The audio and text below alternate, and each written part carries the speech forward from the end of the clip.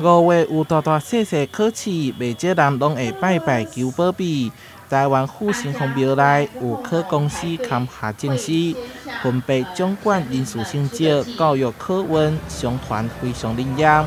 庙方特别办祈愿活动，还佮头摆邀请外国人参加，穿着书生服，排着地人仔，行去清代时期的台湾府考评遗址。体验早期许多记录的辛苦。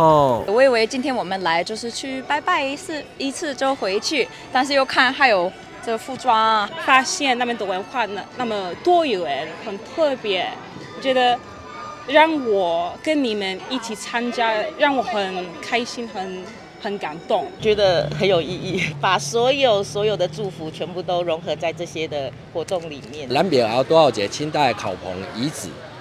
伊个遗构吼，较早伊是会当容纳3000了迄个考试桌椅的，来感受到迄个考试的考场的迄个气场。全台首下公主庙是台湾历史上重要的教育发源地，学生嘛算鼓励行去向公主礼敬，才算完成任务。转来路上有上骑落骑，起落落。就亲像是准备考试的过程，爱一步一脚印。这段路是一直行，愈来愈行愈悬，愈行愈悬。啊嘛，代表讲因伫个学习的这个阶段，考试的阶段是一步一步向前行，啊慢慢会当愈来愈悬，愈来愈好。活动结合宗教信仰、历史教育及文化推广，相当有意义。庙方特别准备700份的米糕钱送予参加的学生。